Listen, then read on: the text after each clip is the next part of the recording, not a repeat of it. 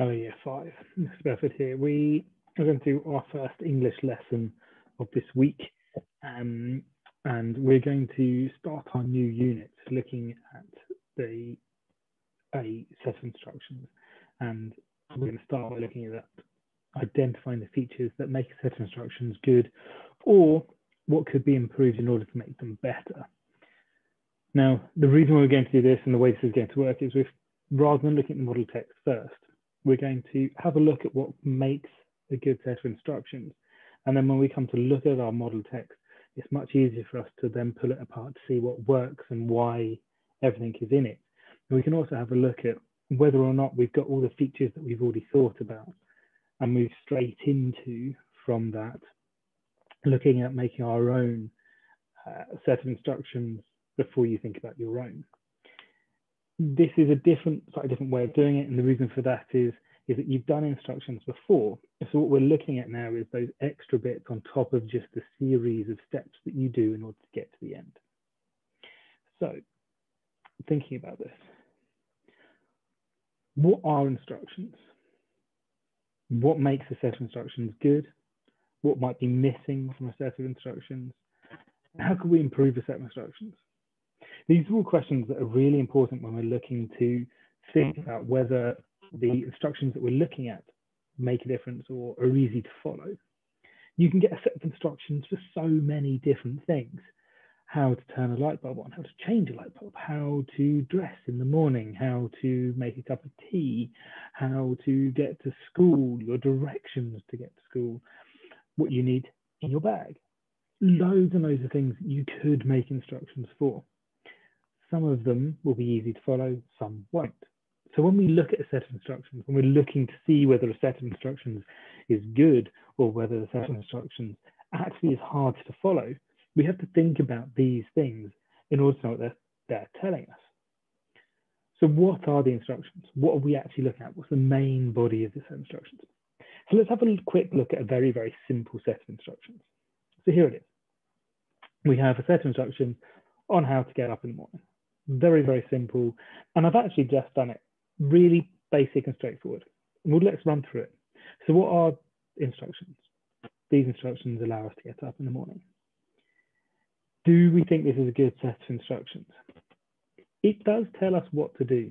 We wake up, you get out of bed, you brush your teeth, you wash your face, you get dressed, and you have breakfast. These all do work.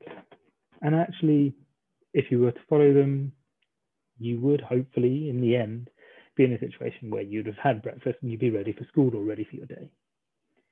But what makes a set of instructions good? Is this a good set of instructions? If we gave it to anybody, would they be able to follow it? Well, first off, there's a few problems that we might see straight away, like wake up. Well, we don't really have a choice waking up unless we do something about it. So we might need more information as to how to wake up. And in this case, we might have to set an alarm to make sure we wake up at the right time. Get out of bed, depending on what bed you're in. Brushing your teeth, hopefully is relatively straightforward. Do you need to give them a set of time? Do you need to tell them more? Washing your face, getting dressed. What are you getting dressed into? What day is it? Having breakfast. Do you have time? Are you rushing out the door because you're too late because you didn't wake up in time? So this could be a good set of instructions, but it could also, depending on the person, not be. What might be missing from a set of instructions? And we've kind of hit on this already. When we're looking at this set of instructions, we're looking at what's missing. Well, we don't know what day it is. So if we don't know what day it is, how can we possibly know when we need to wake up, what we need to get dressed into, and whether we're in a rush or not? We also don't know what would other bits and pieces that we are unsure of. What are we having for breakfast? Is this a day when we skip breakfast because we're rushing out the door and we've got just enough time to grab a drink before we go? Is it that actually this is a Sunday and we're sitting down and we're going to have a really nice breakfast around the table with our family? So sometimes the amount of detail that might be missing from a set of instructions is not necessarily within the instructions themselves, but the information surrounding the instructions.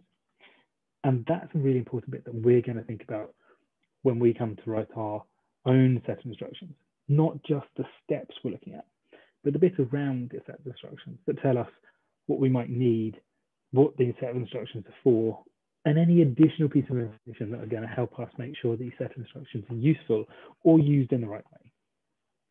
And then we're also going to, tomorrow, look at how we can improve a very basic set, very similar to this, how we can improve them and make them better, and what sort of things we might need to include within that.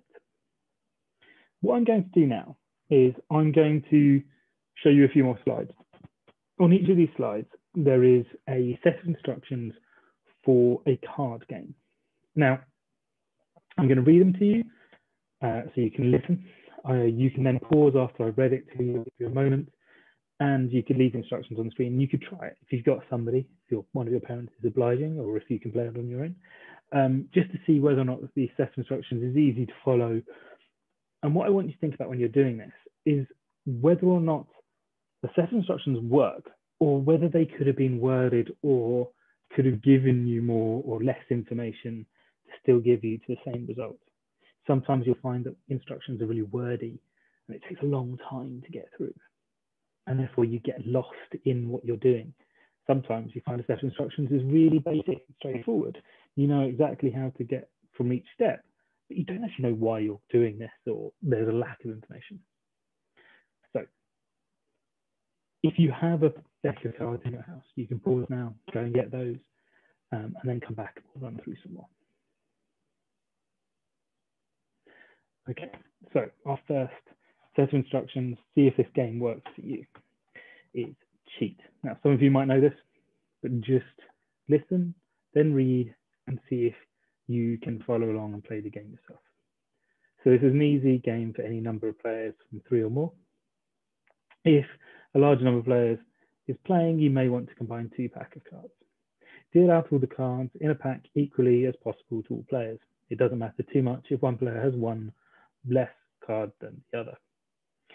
The object of the game is to get rid of all the cards, but in order to do so, you have to discard your cards face down in a central pile in multiples of the same rank, i.e. 2 kings, 4 tens, 3 jacks, etc. But you choose whether or not to cheat, and by telling the truth or not when you do so, i.e. you could say you're putting down 3 aces, but in reality you're putting down any combination of cards such as a 7, an 8, and a jack. All the other players, however, have the opportunity to call cheats if they feel rightly or wrongly you're putting down what you say you are. If you are cheating, you have to not only pick up the cards you have discarded, but the rest of the discarded pile as well.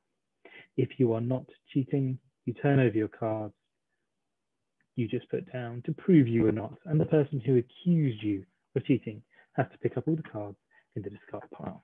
Play continues until one player gets rid of all their cards. See what you think. Have a go. Pause now.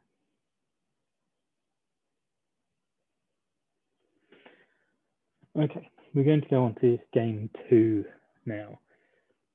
Hopefully you're getting the idea. If you need to pause now and wait until some more people are at home later on in order to play some of these games, that's fine. I just want you to have an idea going forward to tomorrow's lesson of whether or not the instructions work for you or not. So we're going to go through the other games. I'm going to read them through, tell you where to pause and have a go, and then you can try them out as much as you can. You don't have to have a go at all of them. You can pick and choose, or you can try just a few, but try a few that are written in a different way in order to get a different opinion. So our next game is Slapjack. For 2 or more players, but best with 2. Shuffle and deal out all the cards in a pack between the players face down. Keep cards face down in front on the table. Take it in turn to turn over the top card and then place it in the middle onto a discard pile. Whenever a jack is turned up, the first player to slap it wins. The way the game was described, players have to slap the jack card, but it may be even more players only have to slap the discard pile and seeing the jack, otherwise the player holding it may have the advantage. Can play this to include all royal cards. The winner of the jack can either get points or win the cards underneath. Pause now.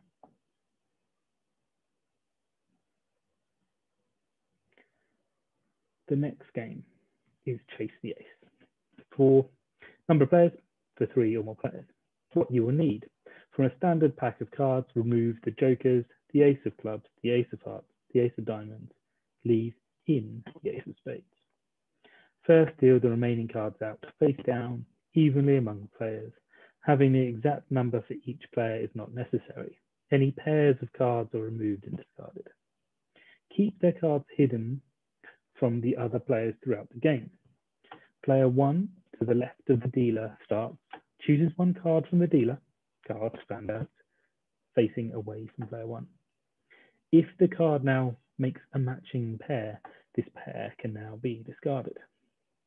The next player to the left of player 2 now selects a card from player 1.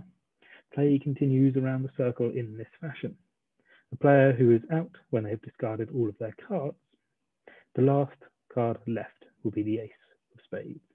The player holding it is at the end is the loser. Have a go. Pause now. The next game is eights. Any number of players deal out 8 cards or less to each player who may look at their cards. Then place the remainder of the cards face down in the middle. First, the dealer starts by throwing down a card calling a suit.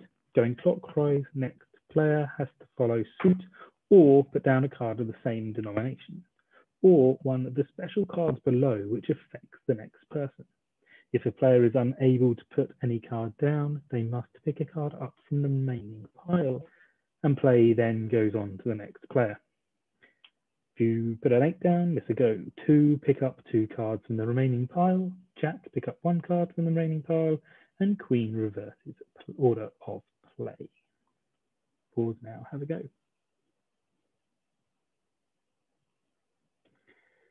The next game is Stick. A silly but fun game for any number of players of 3 or more, best in small groups. This game can be extremely fast, and players can win by being able to concentrate on several things at once. One player is chosen as the dealer. Pack is shuffled and 4 cards are dealt to each person playing, including the dealer. The rest of the pack is placed face down in front of the dealer. Object of the game is to get 4 cards of the same rank: ace, 1, 2, 3, king to king. Dealer proceeds to take the top card from the pack in front of them and decides whether to keep it or pass it on face down to the player to their left clockwise. When the dealer has passed the card on, they immediately take the next card from the pile, check it, then pass it on. Each player, once they have been given a card, does the same. Those who are a bit slower at checking soon find a small pile building up for them to check through. Last person right of the dealer just discards their unwanted cards in a pile in front of them. As soon as the player gets 4 cards of the same rank, they continue to pass the cards around, but stick their tongue out or unobtrusively so that it only just sticks out and is visible to everyone else. Players, as soon as they see another player stuck their tongue out, also do the same and continue to pass cards around. Last player to notice loses and is given the first letter of the word stick. On subsequent losers, they get the other letters in turn until they have the whole word, at which point they are out. Dealer changes each round to the person to the left or right of the dealer's last time, or whatever you choose. Have a go. Pause now.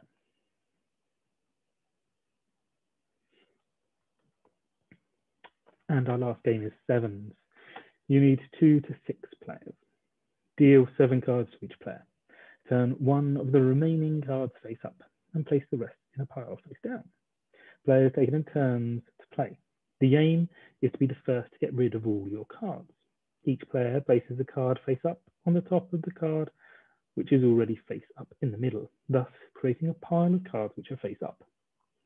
But a player may only place one of their cards in this pile if the card they are placing is the same suit or the same number as the card which is on top of the pile.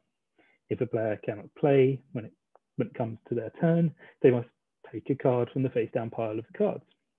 A 7 is a wild card that may be played at any time and on any number or suit. Playing a jack means that a player following you must miss a turn.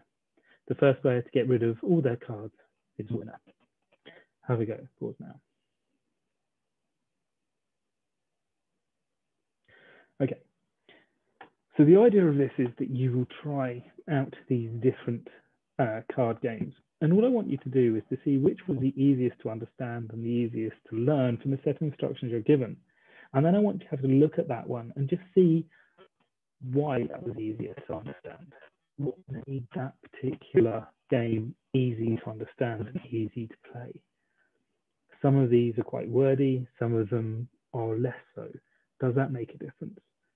Do you have, given more information, do you know what you've got to do, or are you guessing what you've got to do? I want you to think about this.